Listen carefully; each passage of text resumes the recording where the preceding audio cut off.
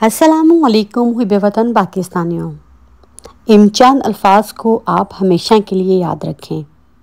अदालत जब जेल में बंद कैदी के पास जाने लगे तो समझ जाओ वो कैदी नहीं बल्कि रियासत का सबसे ताकतवर शख्स है, जिसके डर से अदालतें जो हैं वो जेल में लगने लगी। मुहिब वतन पाकिस्तानियों, इमरान खान के गिर्द घेरे को पूरी तरह तंग कर लिया गया है। नवाज शरीफ के आने की खबरें हैं।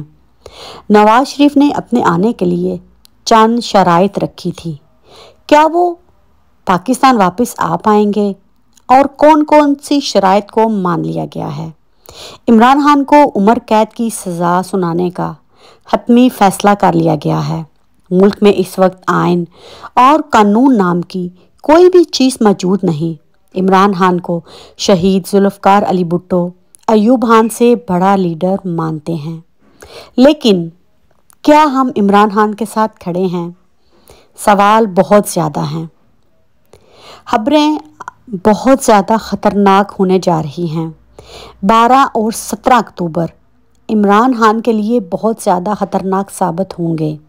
इन दोनों तारीखों के दरमियान इमरान खान के खिलाफ जो है वो फ़र्द जुर्म आयद की जाएगी।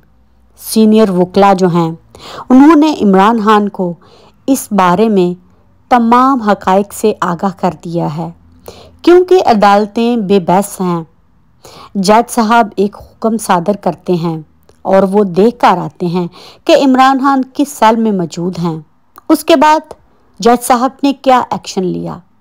क्या इमरान खान को किसी और जगह शिफ्ट किया गया?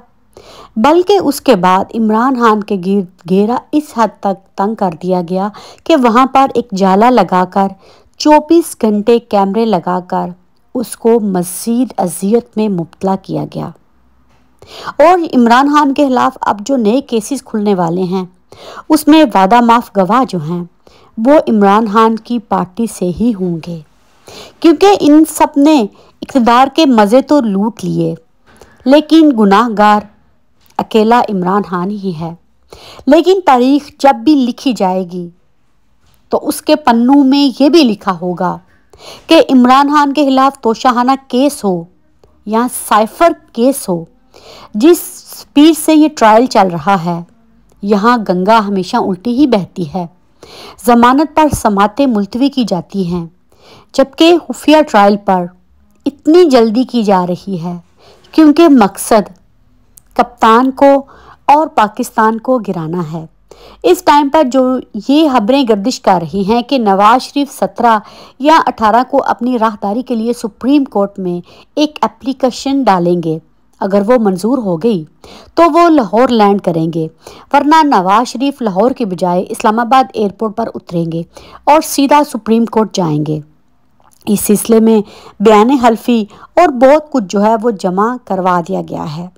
लेकिन अभी भी नवाज शरीफ जिस तरीके से लंदन छोड़ने से पहले अपना प्लान और तारीखें बदल रहे हैं, उससे तो यही लगता है कि दाल में कुछ काला नहीं बल्कि सब कुछ ही काला है। तो मैं आपको बताती हूँ कि क्या नवाज शरीफ की राहदारी की ज़मानत जो है ये मुमकिन है कि नहीं।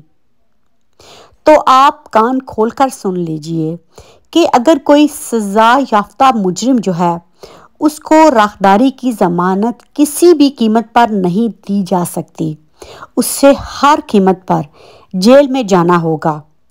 सज़ा याफ्ता की मुअत्तल हुई अपील जो है ना ही ज़मानत हो सकती है और ना ही ये कैंसिल हो सकती है। तो इश्तिहारी नवाज शरीफ को जेल जाए बगैर अगर सज़ा मुअत्तल होती है तो मुहिब्बे वतन पाकिस्तानियों, कानून को आइन को फिर मानना छोड़ दीजिए।